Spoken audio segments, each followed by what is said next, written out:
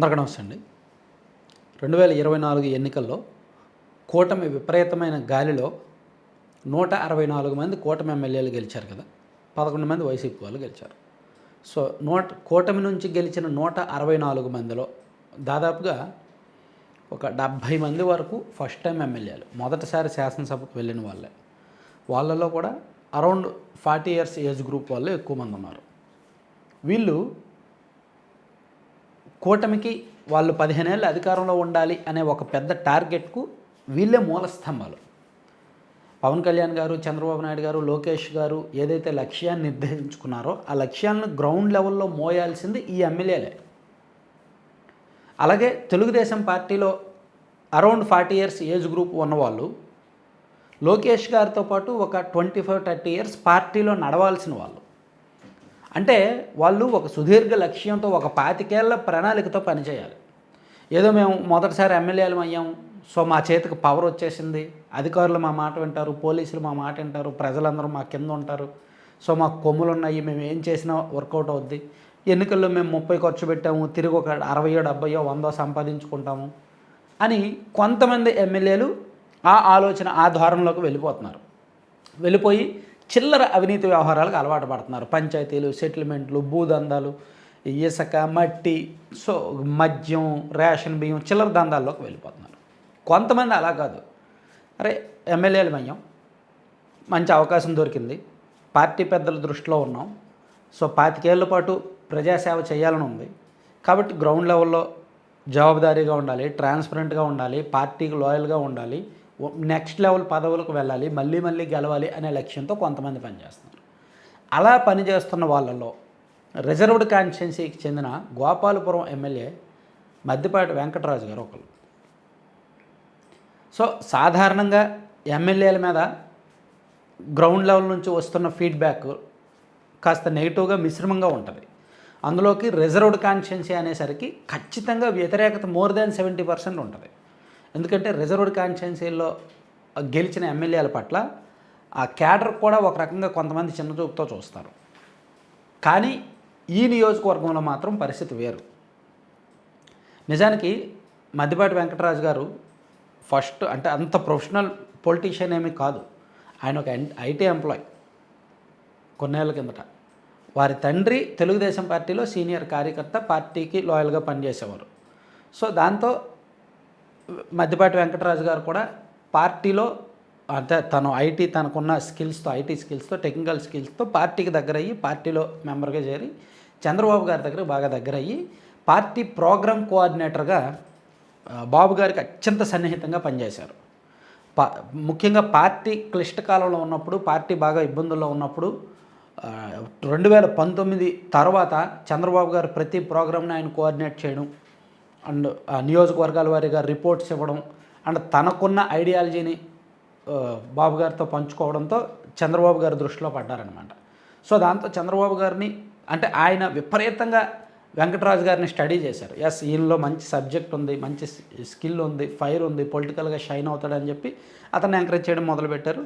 ఆయన కూడా చూసి కాలక్రమేణా కొన్నాళ్ళు పనిచేసి ఇంకా ఎమ్మెల్యేగా పోటీ చేస్తే బెటర్ అని చెప్పి గోపాలపురం ఎమ్మెల్యే సీట్ ఆశించడం, బాబు గారిని అడగడం, ఆయన ఇవ్వడం, ఇవన్నీ జరిగాయి. సో గెలిచిన తర్వాత నిజానికి ఆయనకు పార్టీ పెద్దల్లో ఉన్న పరిచయాలకి, పార్టీ ఆఫీసులో ఉన్న పరిచయాలకి ఆయన ఏం చేసినా వర్కౌట్ అవుద్ది. కానీ ఆయన ఆ దారి పట్టల. చాలా చాకచక్యంగా, చాలా జాగ్రత్తగా గ్రౌండ్ లెవెల్లో ఉన్నారు. అసలు రాష్ట్రంలో ఎక్కడ జరగనట్టు ఇక్కడ కొన్ని కార్యక్రమాలు జరుగుతాయి, చాలా గ్రాండ్గా జరుగుతాయి. ఇప్పుడు ఈ నెల క్రిస్మస్ ఉంది కదా, సో సెమీ క్రిస్మస్ సెలబ్రేషన్స్ ఉన్నాయి ఈ 15-16 తేదీల్లో అనుకుంటా. దాదాపుగా 20,000 మందితో సెలబ్రేట్ చేస్తారు. లాస్ట్ ఇయర్ కూడా జరిగింది, ఇప్పుడు ఈ సంవత్సరం కూడా ప్లాన్ చేశారు.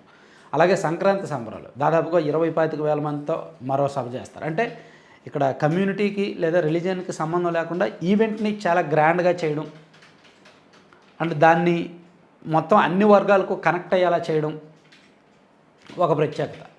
దాంతోపాటు ఇక్కడ సీఎంఆర్ఎఫ్ చెక్కులు అంటే సీఎం రిలీఫ్ ఫండ్ తీసుకోవడంలో కానీ, అలాగే డెవలప్మెంట్ వర్క్స్ చేయడంలో కానీ అండ్ క్యాడర్లో కోఆర్డినేషన్ విషయంలో కానీ అండ్ తనకు ఎన్నికలకు ముందు తనని ఎవరైతే వ్యతిరేకించారో వాళ్ళను కూడా కలుపుకొని కోఆర్డినేట్ చేయడంలో, అంటే వివాదాలు ఏమీ లేకుండా, తనకు అంతర్గత శత్రువులు ఎవరూ లేకుండా, యాక్చువల్లీ ఇతర రిజర్వ్డ్ కాన్స్టిట్యున్సీ చూడండి, మీరు ఎక్కడ చూసినా సరే ఆరోపణలు ఫిర్యాదులు ఎక్కువ వస్తూనే ఉంటాయి. ఇప్పుడు తిరువూరు కావచ్చు, అండ్ చింతలపూడి కావచ్చు, అలాగే ఏ నియోజకవర్గం చూసినా రిజర్వ్డ్ కాన్స్టిట్యున్సీస్ సంతనూతలపాడు కానీ అట్లా చాలా నియోజకవర్గాల్లో ఆరోపణలు ఫిర్యాదులు వస్తూనే ఉంటాయి. కానీ గోపాలపురం విషయంలో అంత పెద్ద ఇబ్బందులు అయితే ఏమీ లేవు. పార్టీకి పెద్ద తలనొప్పి వ్యవహారాలు అంటూ ఏమీ లేవు. ఏవైనా నియోజకవర్గ స్థాయిలో పరిష్కరించుకునేవే. అక్కడ జడ్పీ మాజీ చైర్మన్ ములపూడి బాపిరాజు గారు ఉన్నారు, సీనియర్ నేత. ఆయనకు అక్కడ లోకల్లో మంచి పట్టు ఉంది. సో ఆయనతో ఈయన వెంకటరాజు గారు కోఆర్డినేట్ చేసుకుంటూ ఇద్దరు జాగ్రత్తగానే హ్యాండిల్ చేసుకుంటున్నారు. సో ఇదంతా అంటే ఎందుకు చెప్తున్నానంటే, ఇలా కోఆర్డినేషన్ ఇలా ఉంటే డెవలప్మెంట్ అండ్ పార్టీ క్యాడర్తో పబ్లిక్ రిలేషన్స్ మెయింటైన్ చేస్తూ క్యాడర్ మేనేజ్మెంట్ చేసుకుంటూ జాగ్రత్తగా చేసుకుంటే ఈ ఏజ్ గ్రూప్ వాళ్ళకి మంచి అవకాశం అనమాట. ఇంకో 20-25 ఏళ్ళు లోకేష్ గారితో పాటు ట్రావెల్ చేయడానికి, పార్టీలో నెక్స్ట్ లెవెల్కి వెళ్ళడానికి మంచి అవకాశాలు. సో ఇప్పుడు మంత్రివర్గ ప్రక్షాళన జరిగితే ఎస్సీలో ఎవరికి నెక్స్ట్ మంత్రి పదవి ఎవరు ఇవ్వాలి, ఇప్పుడున్న వాళ్ళు కాకుండా మార్చాల్సి వస్తే ఎవరికి ఇవ్వాలి అని చూస్తే ఫస్ట్ పేరు వెంకటరాజు గారి పేరే వినిపిస్తోంది. సో రిజర్వ్డ్ కాన్స్టిట్యున్సీస్లో ఈయన అయితే బెటరు. మిగిలిన వాళ్ళందరికీ ఏదో ఒక మరక ఉంది, సో కాంట్రవర్సీలు ఉన్నాయి, వివాదాలు ఉన్నాయి. సో ఈయనైతే బెటర్ కొంత క్లీన్ ఇమేజ్ ఉంది, పార్టీ లైన్లోనే ఉన్నారు, పార్టీ క్యాడర్ని అర్థం చేసుకుంటున్నారు, కమ్యూనికేషన్ బాగుంది, ప్లస్ మంచి ఎడ్యుకేటెడ్ అనేది ఉందన్నమాట. సో ఇలా కొంతమంది నేర్చుకోవాలి. ఈవెన్ ఇప్పుడు క్యాడర్తో రిలేషన్స్ మెయింటైన్ చేయడంలో, క్యాడర్తో 1-to-1 కనెక్ట్ అవ్వడంలో, పబ్లిక్తో కనెక్ట్ అవ్వడంలో ఈ మధ్య కొంతమంది ఎమ్మెల్యేల వ్యవహార శైలి మారుతోంది. మనం నిన్న కూడా పెదకూరపాడు ఎమ్మెల్యే పాశ్యం ప్రవీణ్ గారి గురించి చెప్పాం. ఆయన 100 రోజులు 100 గ్రామాల కార్యక్రమం చేపట్టారు. అలాగే ఒకసారి మనం కోటంరెడ్డి శ్రీధర్ రెడ్డి గారు, ఆయన అయితే కార్యకర్తలను తన ఆఫీస్కి పిలిపించుకొని 1-to-1 ముఖాముఖి మాట్లాడుతున్నారు. ఏమైనా ఇబ్బందులు ఉన్నాయా, పర్సనల్గా ప్రొఫెషనల్గా పార్టీ పరంగా ఏమైనా ఉన్నాయని మాట్లాడుతున్నారు. ఇలా కొంతమంది అయితే కొన్ని ప్రయత్నాలు చేస్తున్నారు, అవి కొంత సక్సెస్ అవుతున్నాయి. సో దానిలో గోపాలపురం ఎమ్మెల్యే మద్దిపాటి వెంకటరాజు గారు చంద్రబాబు గారికి శిష్యుడు, రాజకీయ శిష్యుడు, అండ్ పర్సనల్గా కూడా చాలా ఇష్టమైన వ్యక్తి. సో నెక్స్ట్ లెవెల్కి వెళ్ళే అవకాశాలు అయితే ఉన్నాయన్నమాట.